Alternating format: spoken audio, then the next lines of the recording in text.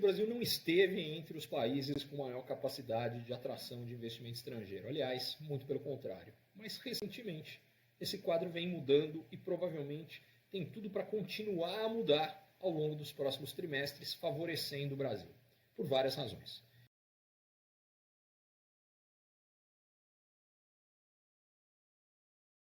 As primeiras razões estão fora do Brasil. A primeira delas foi a invasão da Ucrânia pela Rússia. Ela aumentou o risco geopolítico global, aumentou a percepção desse risco e levou investidores a pesarem muito mais quanto eles podem estar expostos a esse risco daqui para frente. Na prática, significa que hoje o Brasil ficou numa posição única entre os grandes países emergentes. Ele é o único com risco geopolítico muito baixo.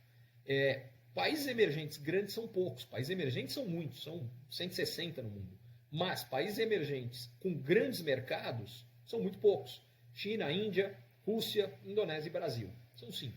Só que nenhum grande investidor, ou mesmo pequeno, americano e europeu, olha para a Rússia com tranquilidade. Ou nem mesmo para a China. Lembrando que a China foi quem possibilitou, através do acordo que fez com a Rússia, da Rússia poder usar o sistema chinês de compensação de pagamentos em substituição ao SWIFT, possibilitou que a Rússia tivesse meios de fazer a invasão e não ser colocado completamente para fora da economia mundial, com as medidas que claramente seriam tomadas depois, como foram, por Estados Unidos e Europa, para alijar a Rússia da capacidade econômica de seguir em frente. A partir do momento que a China deu os mecanismos para que a Rússia pudesse fazer isso, a China também passou a ser vista pelo Ocidente como um lugar mais arriscado para se investir. E a verdade é que a invasão da Rússia na Ucrânia aumentou o risco de um racha para um mundo bipolar, um mundo parecido com o que nós vivíamos antes da queda do Muro de Berlim. Um mundo onde havia 2 blocos, um bloco comunista e um bloco capitalista.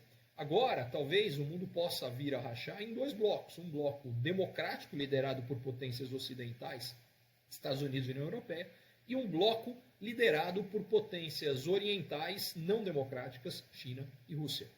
Se houvesse racha, a zona de influência de China e Rússia também inclui os 2 outros grandes países emergentes, Índia e Indonésia. Por consequência, só sobrou o Brasil, com risco geopolítico bastante baixo. Então, esse é o primeiro fator que não tem nada a ver com o Brasil, mas que nos colocou numa posição melhor.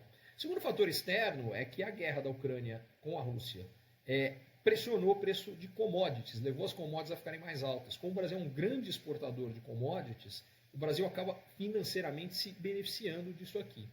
O terceiro fator é que o Brasil está mais avançado, aí já é um fator doméstico, no combate à inflação. E com juros muito mais altos que o resto do mundo, passou a ter, até recentemente, até o cenário global piorar, uma capacidade de atração maior de investimentos e o dólar, que estava muito alto, caiu no Brasil. Mais recentemente piorou de novo, porque com a perspectiva de uma recessão global, a aversão a risco global aumenta e aí países emergentes tendem a ter as suas moedas se enfraquecendo e dessa vez não foi diferente. O dólar se fortaleceu em relação a praticamente todas elas, incluindo o real. E o último fator é a passagem da eleição. A eleição já é incerteza. A incerteza reduz a capacidade de um país de atrair investimento. Mas a eleição vai passar. E ainda que eu não saiba qual vai ser o resultado da eleição e nem quais serão as políticas econômicas exatas que vão ser adotadas por cada um dos candidatos, o que hoje parece o mais provável, longe de ser certeza, mas segundo o que se escuta, ao menos do ponto de vista econômico, há uma série de outras questões graves associadas aos 2 candidatos que lideram as pesquisas eleitorais. Mas do ponto de vista econômico, o que se escuta é que, por um lado, o principal assessor econômico do Lula seria o Pércio Arida, um dos idealizadores do Plano Real, e que, por consequência, as políticas econômicas que devem vir aí são sustentáveis, e se isso de fato se confirmar, essa preocupação pode ficar para trás. E no caso de uma eventual vitória do Bolsonaro, da mesma forma, as políticas econômicas adotadas pelo governo Bolsonaro nos últimos meses, elas foram as piores adotadas ao longo do governo Bolsonaro. O que aconteceu é que nos últimos meses a qualidade da política econômica piorou porque o presidente Bolsonaro passou a estar muito mais preocupado com a reeleição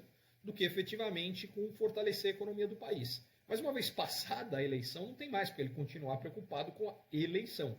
E a partir daí, imagina-se que a gente vai ter políticas econômicas melhores, mais sustentáveis, como aconteciam, talvez, até 6 meses, ou um pouco mais do que isso atrás. E elas vêm piorando de lá para cá. Então, eventualmente, é possível, não é uma certeza, mais uma vez, mas é possível que, independentemente de quem ganhar a eleição, a gente comece a ter indicações de políticas econômicas melhores do que as que vêm sendo adotadas nos últimos meses. Se isso se confirmar, isso aumenta a confiança no Brasil e a capacidade do Brasil de atrair investimentos.